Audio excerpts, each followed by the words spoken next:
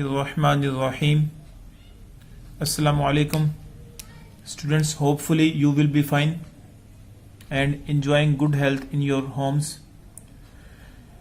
Last lecture में students हमने function का टॉपिक स्टार्ट किया था और फिर हमने फंक्शन की सबसे पहले हमने डेफिनेशन सीखी थी और उसके बाद हमने टाइप्स ऑफ फंक्शन को डिस्कस किया था. टाइप्स ऑफ फंक्शन में स्टूडेंट्स फर्स्ट टाइप हमने इनटू फंक्शन डिस्कस की, फिर हमने ऑन टू फंक्शन डिस्कस किया, फिर हमने one two one function discuss किया और देन बाइजेक्टिव फंक्शन को डिस्कस किया. उम्मीद है कि स्टूडेंट्स आपको लास्ट लेक्चर की वीडियो जो है वो समझ आ गई होगी. आज स्टूडेंट्स हम उसी फंक्शन की कुछ एप्लीकेशन सीखेंगे. तो फर्स्ट एग्जांपल है वो सैलरी फंक्शन के रिस्पेक्ट है. Suppose that you have taken a job as salesman at bike shop. Your employer has started that your fix monthly salary is 10,000 rupees and remaining salary depends upon the number of units of bikes you sell each month. The bonus salary per unit sold is rupees 200. Determine करना है students आपने यहां पे कि salary function इसका क्या बनता है और सेकेंडली स्टूडेंट्स आपने डिटरमिन करना है salary if you sold 25 bikes. Simply students यहां पे वो ये बात कह रहा है कि एक सेल्समैन है और वो बाइक जो है वो सेल करता है एक बाइक शॉप के ऊपर. तो उसकी मंथली सैलरी 10,000 रुपीज है और रिमेनिंग जो उसको सैलरी मिलती है वो बेटा उसको पर बाइक्स के रिस्पेक्ट मिलती है. मीन अगर वो एक मंथ में एक बाइक सेल करेगा तो उसको 200 रुपीज मिलेंगे. अगर वो 2 बाइक सेल करेगा तो उसको 400 रुपीज मिलेंगे. अगर 3 बाइक सेल करेगा तो उसको पर बाइक 600 रुपीज मिलेंगे. मतलब 1 बाइक के 200 रुपीज और इसी तरह अप टू सॉन्ड बढ़ते जाएंगे. अब पहला क्वेश्चन ये है कि आपने यहां पे इस प्रॉब्लम के रिस्पेक्ट स्टूडेंट्स आपने सैलरी फंक्शन डिफाइन करना है. Let's start part number A. सबसे पहले स्टूडेंट्स हम कहेंगे कि मंथली सैलरी को हम कोई जर्नल कह देते हैं, इसको कोई नेम दे देते हैं. Let Y is equal to monthly salary in rupees. Let y which is equal to monthly salary in rupees. Okay, and let x is equal to number of units sold per month. Number of units sold per month. Mean students कहने का कि जो आपने bike cell करनी है, एक bike वो cell अगर करता है तो उसके लिए हम बोलेंगे यूनिट, उसको बोल रहे हैं बाइक को यहां पे number of units sold per month. ठीक है, तो यूनिट यहां पे हम बाइक को बोल रहे हैं, एक बाइक को. ठीक है, तो फर्स्ट पार्ट में हमने फाइंड करना है सैलरी फंक्शन. तो स्टूडेंट्स सैलरी फंक्शन हमारे पास किस तरह फाइंड करेंगे.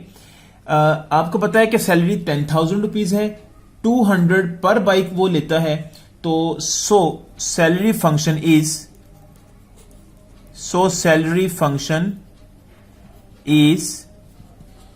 स्टूडेंट्स वहां पे आ जाएगा y इज इक्वल टू.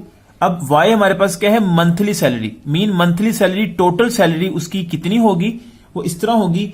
एक तो उस मंथली सैलरी के अंदर 10,000 रुपीज जो उसको मिलने ही मिलने हैं मंथली सैलरी वो ऐड कर दी, और उसके अंदर स्टूडेंट्स हमने ऐड करना है 200 इंटू एक्स। स्टूडेंट्स एक्स का यहां मीनिंग है कि वो कितनी बाइक्स यहां पे सेल करता है, ठीक है। अगर वो 5 बाइक सेल करता है तो यहां पे एक्स की जगह पे हम 5 मंथ के अंदर तो 5 लिख देंगे। अगर 10 बाइक सेल करता है मंथ के अंदर तो 10 लिख देंगे। 30 बाइक सेल करता है तो यहां पे मंथ के अंदर तो हम 30 लिख देंगे। 30 मल्टीप्लाई बाय 200 प्लस 10,000 जो उसको मिलना ही मिलना है, तो वो उसकी टोटल सैलरी बन जाएगी उस मंथ की। ओके, होपफुली आपको ये फंक्शन समझ आ गया होगा कि किस तरह हमने ये सैलरी फंक्शन लिखा है। अब इसी तरह से बेटा बी पार्ट में वो हमें कहता है कि डिटरमिन करें the salary if you sold 25 bikes, कि आपने फाइंड करना है उसकी सैलरी अगर वो 25 बाइक्स सेल करता है। सो स्टूडेंट्स हम बोलेंगे यहां पे इफ हम लेट कर देते हैं put x is equal to 25, तो मीन x की जगह पे 25 पुट करेंगे। इसको नेम इक्वेशन 1 का कह दें। इन इक्वेशन 1 वी हैव, तो स्टूडेंट्स यहां पे हमारे पास y इज इक्वल टू आ जाएगा 10,000 रुपीज प्लस 200 इंटू 25। तो यहां पे अब जब इसको सॉल्व करेंगे तो यहां पे बेटा हमारे पास ये 5,000 प्लस 10,000, तो मीन टोटल उसके पास जो एक मंथ में उसको पैसे मिलेंगे वो 15,000 रुपीज स्टूडेंट्स उसको मिल जाएंगे कि अगर वो 25 बाइक्स सेल करता है। ओके, होपफुली स्टूडेंट्स आपको ये प्रॉब्लम समझ आ गया होगा। ये बेसिकली जो फंक्शन हमने रिसेंट पढ़े थे उसकी प्रैक्टिकल एप्लीकेशन मैंने आपको करके दिखाई है कि प्रैक्टिकली फंक्शन किस तरह हमारी डेली लाइफ में यूज होता है। उसके लिए मैंने एक सिंपल सा प्रॉब्लम लिया आपकी अंडरस्टैंडिंग के लिए। नाउ नेक्स्ट स्टूडेंट हमारे पास एग्जाम्पल नंबर 2 है। एग्जाम्पल 2 में वो कहता है कि let x is equal to 1 to 5 and y is equal to ABCD। Define करना है स्टूडेंट, यहां पे उसने डिफाइन किया हुआ है, बल्कि उसने f such that x goes to y be the following arrow diagram. तो यहां पे स्टूडेंट्स वो सबसे पहली बात ये कहता है write down of f and the domain of f। पहली चीज आपने बतानी है कि ये हमें इतना क्वेश्चन बेटा हमें गिवन है, यहां तक हमें प्रॉब्लम गिवन है, यहां तक प्रॉब्लम पेपर में गिवन होगा। नेक्स्ट हमने आगे चीजें फाइंड करनी है, तो ये डायग्राम भी ऐसे ही गिवन होगी आपको। तो बेटा वो पूछ रहा है कि आप बताएं यहां पे कि डोमेन ऑफ एफ क्या है। अब यू नो वेरी वेल, आपने जैसे प्रीवियस लेक्चर में सीखा था कि जो हमारे पास सेट एक्स होता है जो जिस पे मैपिंग होती है। अब एफ मैप किसके ऊपर हो रहा है?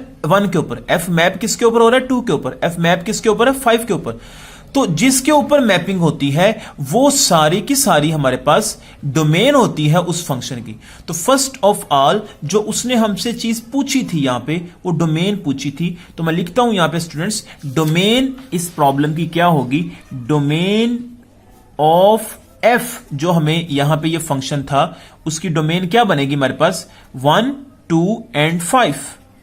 1, 2 and 5, this is the domain of our given problem. Secondly students उसने पूछा है कि को डोमेन क्या होगी इस फंक्शन की। स्टूडेंट्स ये भी अपने बात प्रीवियस लेक्चर में सीखी थी कि जो पॉसिबल जहां से रेंज आ सके, मतलब जो सेट दूसरा होता है, जिस पहले फंक्शन जब मैप होता है सेट एक्स के ऊपर, तो उससे जो रिजल्ट्स आते हैं, जिस सेट से रिजल्ट्स आते हैं, रिजल्ट्स आने किस सेट से हैं? इस सेट में से आने, मीन वाई वाले सेट में से आने।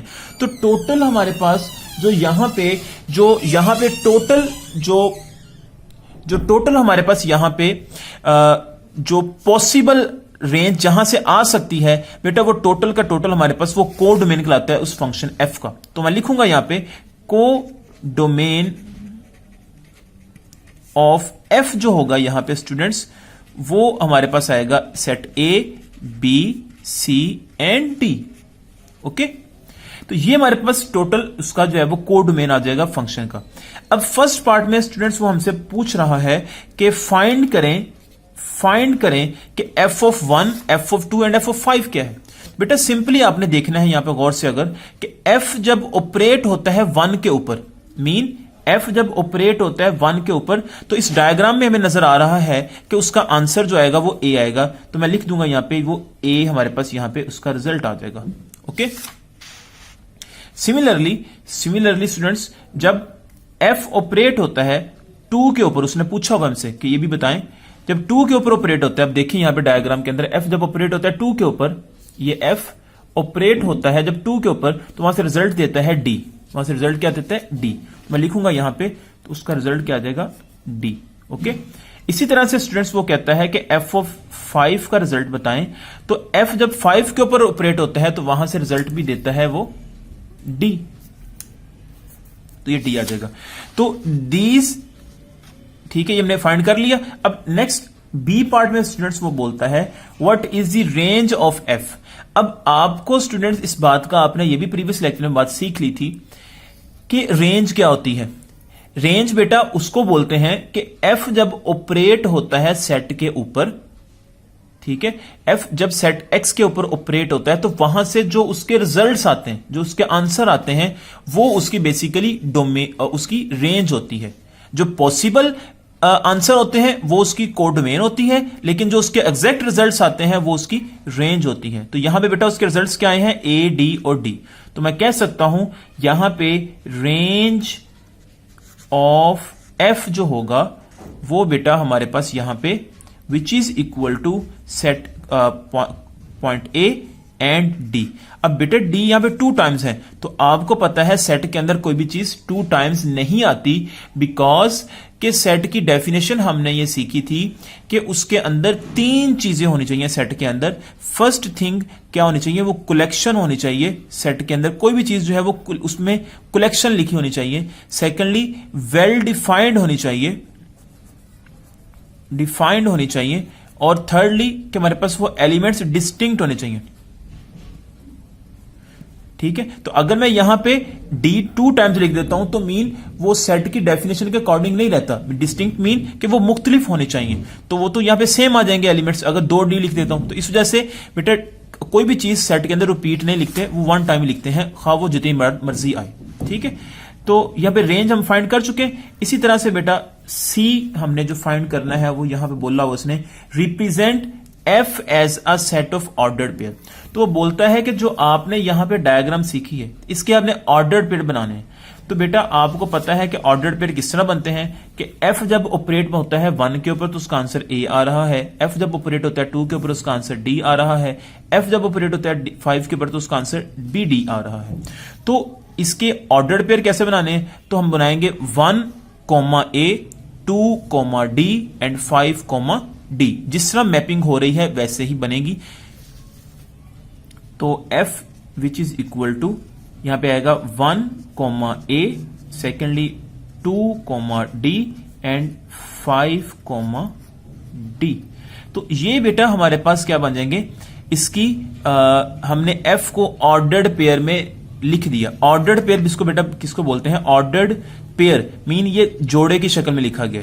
ठीक है, और स्टूडेंट्स यहां पे ऑर्डर्ड पेयर में भी एक, अगर आपको सिंपल ये एक सेट दे दिया जाए, मतलब ऐसे आपको ये मैपिंग बना के सिंपल ये दे दी जाए, ऊपर आपको क्वेश्चन कुछ ना दिया हो, सिंपल यहां पे वैसे हमारा क्वेश्चन खत्म हो चुका है, लेकिन अगर हमें यहां पे सिंपल ये चीज दे दी जाए पेपर में, या वो कहता है कि f ये दिया हुआ है हमें फंक्शन, तो आप बताएं कि इसमें डोमेन क्या है और रेंज क्या है। तो आप बेटा इतने सेट के बता सकते हो आप। जो फर्स्ट एलिमेंट होता है वो फंक्शन की डोमेन होती है, जैसे 1, 2, 5, और जो सेकंड एलिमेंट होते हैं वो फंक्शन की रेंज होती हैं। तो यहां पे हमें पता है कि हमने जैसे ये पहले फाइंड कर चुके थे कि जो A और D इसकी रेंज है और 1, 2, 5 इसकी डोमेन है। ठीक है जी, होपफुली स्टूडेंट्स आपको बात समझ आ गई होगी कि अगर प्रॉब्लम इस तरह भी आए, सिंपल ये दिया हो, तब भी हम बता सकते हैं ऑर्डर्ड पेयर को देखते हुए कि फंक्शन की डोमेन क्या है और रेंज क्या है। नेक्स्ट स्टूडेंट्स जो चीज आ रही है वो है प्रॉब्लम नंबर 3 है। उसमें वो कहता है F of X is equal to 2x plus 3, domain of F उसने बता दी है, वो कहते हैं रेंज फाइंड करें। तो सिंपली स्टूडेंट्स हमने पहले क्या करना है, ए पार्ट लिखते हैं हम, बहुत आसान है। पहले मैं लिखता हूं F of X which is equal to 2x plus 3। अब हमारे पास डोमेन है ये, मीन क्या कहने का कि एफ ऑपरेट होगा एलिमेंट्स के ऊपर, क्योंकि आपको पता है जब ये डायग्राम ऐसे बनती थी तो एफ जो ऑपरेट होता है वो किसके ऊपर ऑपरेट होता है, मतलब एफ ऑपरेट होता है इन एलिमेंट्स के ऊपर ऑपरेट होता है, और ये एलिमेंट्स किसके हैं, एक्स के हैं, और उसी को हम डोमेन कहते हैं। ठीक है, एक्स हमेशा डोमेन के एलिमेंट्स पे ऑपरेट होता है, और जो आंसर आते हैं वो वाई में से आते हैं, मीन सेकंड सेट में से आंसर आते हैं। तो अब एक्स एफ के ऊपर मैं लिखूंगा, एफ के ऊपर पहले लिखूंगा 1, मीन यहां पे मैंने 1 पुट किया जब, तो यहां पे बेटा अगर यहां पे 1 पुट किया तो अंदर जो उसका जो फंक्शन है उसमें जहां जहां पे एक्स आ रहा है वहां पे 1 पुट कर दूंगा मैं। तो ये 3, तो 2, तो यहां पे बेटा हमारे पास बन जाएगा 3 2 जा 3 और 2 5 हो जाएगा। इसी तरह से बेटा जब ये वहां से देख रहे हैं हम कि अगर मैं 2 पुट करूंगा, 4 पुट करूंगा और 5 पुट करूंगा, पहले मैं अब 2 पुट करता हूं। जब 2 पुट करता हूं यहां पे स्टूडेंट्स, तो 2 इंटू 2 प्लस 3, तो ये 4 प्लस 3 यहां पे 7 आ जाएगा। इसी तरह से एफ जब ऑपरेट होगा यहाँ पे 4 के ऊपर, तो स्टूडेंट्स यहां पे बनेगा 2 इंटू 4 प्लस 3, 4 2 8 प्लस 3 11 बन जाएगा। इसी तरह से एफ जब ऑपरेट होगा 5 के ऊपर, मीन जब 5 आएगा एक्स की जगह पे, तो हमारे पास क्या आ जाएगा 2 इंटू 5 प्लस 3, तो ये 10 बन जाएगा प्लस 3, तो ये बेटा यहाँ पे 13 आ जाएगा। तो यहां पे बेटा ये डोमेन ऑफ एफ हम निकाल चुके हैं। ओके, डोमेन सॉरी मैंने गलत बोल दिया, डोमेन ऑफ एफ हमें गिवन था 1 2 4 एंड 5, बट जो रेंज है स्टूडेंट्स वो हम यहां पे निकाल चुके हैं, जो कि हमने कहा गया था वो बेटा हमारे पास रेंज क्या बनेगी, वो ये हमारे पास 5 7 11 और 13। सो मैं लिखता हूं यहां पे, so range of F which is equal to 5 7 11 and 13। Okay, next students B question है, उसने बोला हुआ है कि represent F as a set of ordered pair, कि एफ को रिप्रेजेंट करना है एज अ ऑर्डर्ड पेयर। तो आपको पता है कि ऑर्डर्ड पेयर में किस तरह लिखते हैं, आपको पता है कि बेटा हम लिखते हैं सबसे पहली चीज कि एफ जब ऑपरेट हुआ है, जिसके ऊपर ऑपरेट हो रहा है वो डोमेन का एलिमेंट होता है, जो आंसर आता है उसका वो रेंज होता है। इसी तरह से इसका ये 2 और इसका आंसर आया 7। सिमिलरली यहां पे 4 और इसका आंसर आया 11। ठीक है, इसी तरह से बेटा 5 के ऊपर जब एफ ऑपरेट होगा तो उसका आंसर आएगा 13।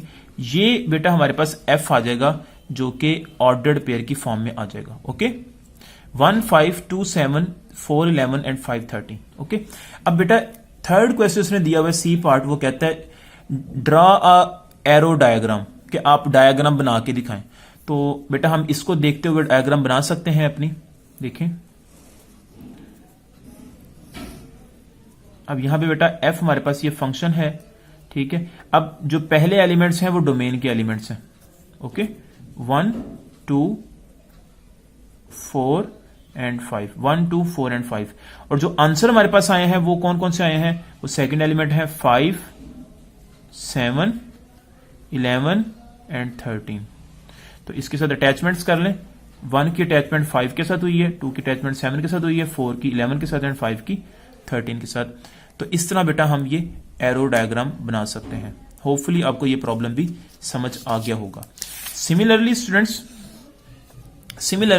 नेक्स्ट प्रॉब्लम है, वो कहता है यहां पे कि इफ ए और बी हमें जो है वो दो सेट दिए हुए हैं, आइडेंटिफाई वो कहता है कर रहे हैं आप into function, onto function, bijective function, write the range of each function. वो कहता है ये आपने करना है। सबसे पहली चीज हमने देखनी है कि इनटू फंक्शन क्या होता है, ऑन टू फंक्शन क्या होता है और बाइजेक्टिव फंक्शन क्या होता है। स्टूडेंट्स आपको पता है कि इनटू फंक्शन क्या होता है, ये मैंने प्रीवियस लेक्चर में बताया था कि ऐसा फंक्शन जिसमें जो है वो रेंज जो होती है वो सबसेट हो कोडोमेन की, तो वो हमारे पास बेटा इनटू फंक्शन होता है। ऑन टू फंक्शन उसको बोला था कि ऐसा फंक्शन जिसमें रेंज इक्वल आ जाए कोडोमेन के, उसको ऑन टू फंक्शन बोला था। बाइजेक्टिव फंक्शन उसको बोला था कि ऐसा फंक्शन जो कि ऑन टू भी हो और 1-to-1 फंक्शन भी हो तो ये दोनों हमारे पास मिला के उस फंक्शन को हम बोलते हैं bijective function. Onto function तो बता दिया मैंने। अब मैं 1-to-1 फंक्शन क्या होता है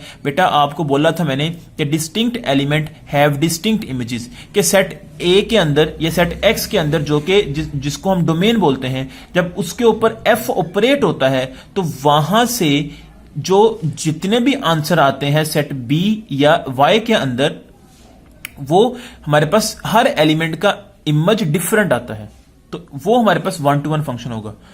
तो फिर भी अगर आपको बेटा ये डेफिनेशन में प्रॉब्लम है तो आप प्रीवियस लेक्चर को सुन लीजिएगा ताकि आपको डेफिनेशन रिमाइंड हो जाए और देन जो है वो आपके लिए ये प्रॉब्लम्स करने आसान हो जाए। तो वो कहते हैं write the range of each of the function, तो आपने रेंज लिखनी है हर फंक्शन की। तो सिंपली स्टूडेंट्स हम यहां पे सोल्यूशन को स्टार्ट करते हैं। इसका सोल्यूशन, सबसे पहली बात बेटा हम इसको डायग्राम बना लेंगे ताकि आपके लिए काम करना थोड़ा सा आसान हो जाए। अदरवाइज डायरेक्ट भी कर सकते हैं, लेकिन उससे ये होगा मे भी थोड़ी सी आपके लिए, क्योंकि फर्स्ट टाइम आप कर रहे हैं, मे भी थोड़ी सी मुश्किल ना हो, लेकिन अगर आप डायग्राम बना लेंगे तो आपके लिए काम वर्किंग करना आसान हो जाएगी। अब स्टूडेंट्स आपने ये बात सीखी हुई है, जैसे उसने कहा हुआ है कि सेट ए हमारे पास ये एलिमेंट सेट है, सेट बी मैंने ये नेम दे दिए, सेट ए के अंदर 1 to 4 एलिमेंट्स हैं, सेट बी के अंदर A to D एलिमेंट्स हैं। तो मैं लिख लेता हूं यहां पे 1, 2, 3 and 4 A, B, C and D। और यहां पे बेटा हमारे पास जो अटैचमेंट है वो हमारे पास F1 का नेम आपने दे के उसको लिखना है, क्योंकि उसने यहां पे F1 ही उसने हमें पहले फंक्शन के लिए कहा था। तो इसमें अब देखना है बेटा, यहां से हमने कि 1 की अटैचमेंट पहले है B के साथ, तो मैं ऐसे लिखूंगा 1 की अटैचमेंट है B के साथ, ओके। फिर 2 की अटैचमेंट है C के साथ, 2 अटैच कर दूंगा C के साथ। सिमिलरली स्टूडेंट्स वो कह रहा है 3 की अटैचमेंट है B के साथ, तो मैं 3 की अटैचमेंट दोबारा से B के साथ कर दूंगा मैं, ठीक है। इसी तरह वो कह रहा है 4 की अटैचमेंट है D के साथ, तो यहां से 4 अटैच हो जाएगा D के साथ, ओके। अब स्टूडेंट्स वो यहां पे कहता है कि आपने बताना यह है कि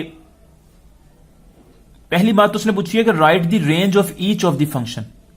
तो यहां पे रेंज क्या होगी हर फंक्शन के लिहाज से, बेटा आपको पता है, मैं बता देता हूं, जिनके साथ अटैचमेंट हुई है वो सारी की सारी रेंज होंगी, या हम कह सकते हैं सेकंड, यहां पे जो अटैचमेंट हुई है वो कौन कौन सी अटैचमेंट थी, एक बी थी, सी थी, बी थी, डी थी।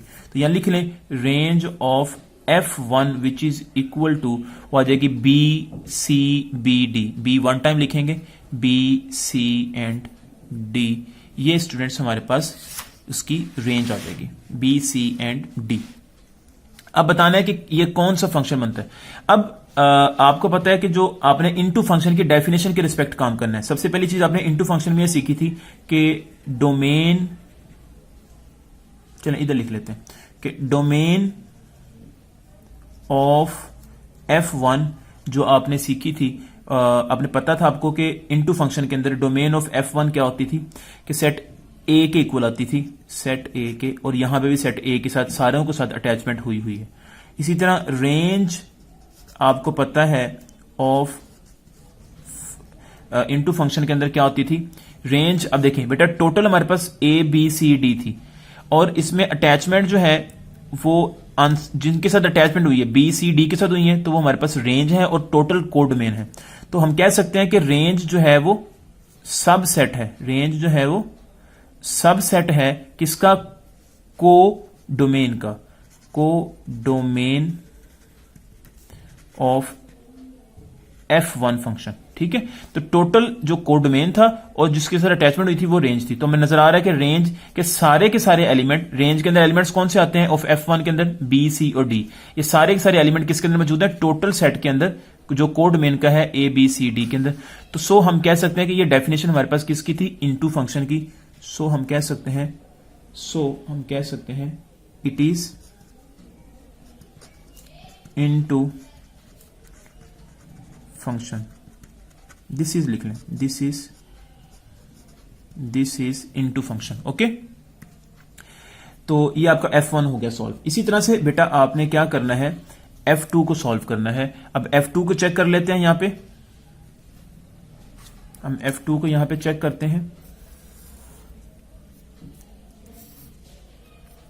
उसके लिए भी ऐसे ही करेंगे। अब यहां पे सेट ए अगेन से सेट बी, यहां पे एफ अटैच होगा। अब स्टूडेंट्स देखिएगा यहां पे F2 लिखा हुआ है यहां पे, तो उसके एलिमेंट्स पहले लिख लें। अब सेट ए के अंदर एलिमेंट्स कौन कौन से आएंगे, ये हमने इधर से लिखने हैं क्वेश्चन के अंदर से, जो हमारे पास यहां पे गिवन है 1 2 3 4 and B A B C D दिया हुआ है। तो लिख लेंगे यहां पे 1 2 3 4 A B C and D. अब ये 1 की अटैचमेंट देखें स्टूडेंट्स, 1 की अटैचमेंट है ए के साथ, 1 अटैच होगा ए के साथ, ओके। फिर 2 अटैच होगा बी के साथ, ठीक है। फिर 3 अटैच होगा सी के साथ एंड 4 अटैच होगा डी के साथ, ठीक है। अब पहली बात आपने लिखनी है रेंज ऑफ F2, बेटा वो हमारे पास क्या आएगी, ए बी सी डी, ये आपको पता है, A B C and D, ये हमारे पास इसकी यहां पे रेंज हो जाएगी। और अब आपने देखना है इसको कि कौन सा फंक्शन हमारे पास बनता है। अब स्टूडेंट्स आप लोग को पता है कि आपने पहली चीज पढ़ी है onto function. Onto function में आपने ये बात पढ़ी थी कि डोमेन जो होती है ऑफ F2 की वो सेट ए के इक्वल आती है और रेंज ऑफ F2 की होगी, F2 इसे लिख रहा हूं क्योंकि यहां पे फंक्शन उसने F2 बोला हुआ था, यहां पे भी F2 बोला हुआ था, ठीक है। तो वो इक्वल है, रेंज ऑफ F2 इक्वल है को डोमेन ऑफ F2 के, ओके। मतलब सारे के सारे, मतलब जो रेंज सारे जितने भी को डोमेन के एलिमेंट्स है सारों के साथ अटैच हो गई है, तो हम ये कह सकते हैं कि ये सेट इक्वल है। और अगर ये ऐसा होल्ड कर जाए तो हम बोलेंगे so this is onto function, okay. अब ऑन टू है। अब सेकेंडली अब मैं और देखता हूं, एंड मैंने नोट किया यहां पे बेटा एक और चीज कि हमने जो बात पढ़ी थी 1 to 1 फंक्शन में, उसमें भी यही था कि डिस्टिंक्ट एलिमेंट, जितने भी एलिमेंट सेट ए के अंदर है 1 2 3 4, हर एलिमेंट का इमेज भी सेपरेट इमेज आएगा सेट बी के अंदर। तो distinct element have distinct images, मतलब 1 का इमेज ए है, बी का इमेज बी, 2 का इमेज बी है, 3 का इमेज 4 है एंड 4 का इमेज डी है। तो मैं लिख सकता हूं यहां पे distinct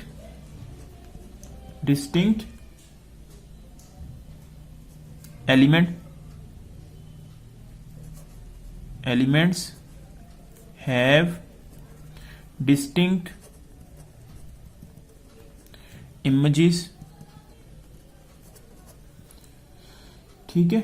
so it is 1 to 1 function, okay. अब आपको यह भी बात पता है कि एक फंक्शन जो कि 1 to 1 भी हो और ऑन टू भी हो, तो उसके लिए हम कह सकते हैं कि वो बाइजेक्टिव होगा। हेंस हम कह सकते हैं कि F2 इज बाइजेक्टिव, और हम कह सकते हैं 1-1 करिस्पॉन्डेंस,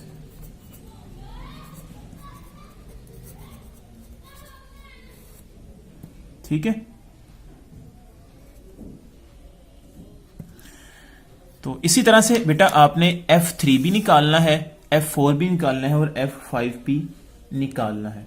समझ आ गई बात की बेटा? इन्हीं सीक्वेंस के ऊपर आपने वर्किंग करनी है। तो मैं एक खुद से, अब ये आपने 3 F4 एंड F5 खुद से करना है। मैं लिख देता हूं यहां पे F3 F4 एंड F5, ये आपने डू योरसेल्फ, ये खुद से ट्राई करना है अपने स्टूडेंट्स।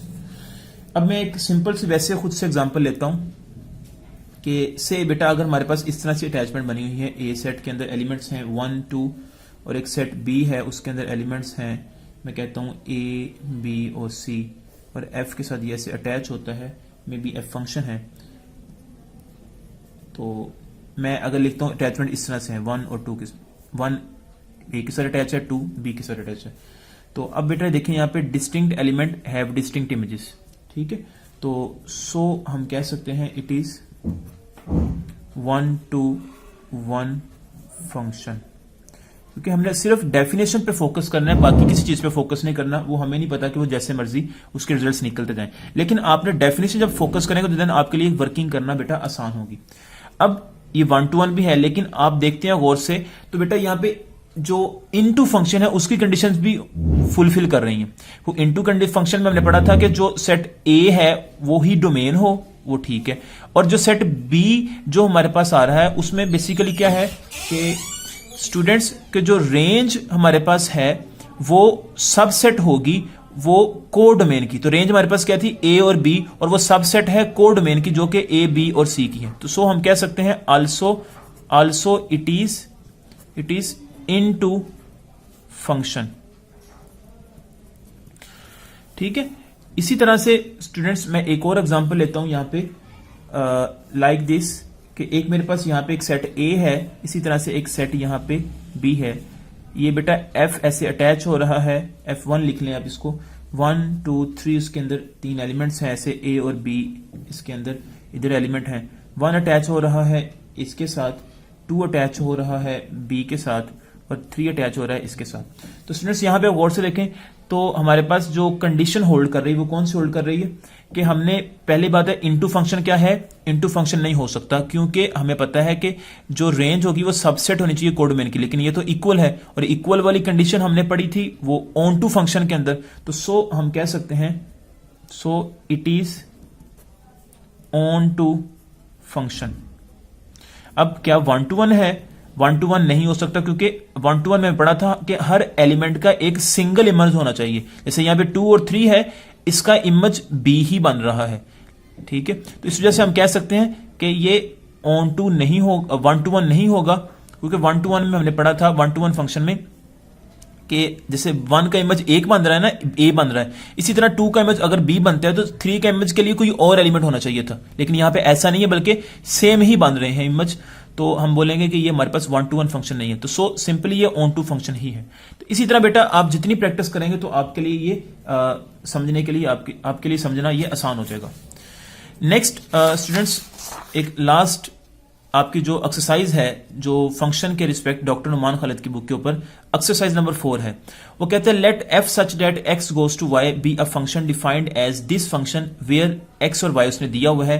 वो कहते हैं write the domain of f, write the codomain of f, write the range of f, represent f in the form of ordered pair, and last पे दिया हुआ है show F by arrow diagram. ये आपने वो कहता है solve करके बताना है।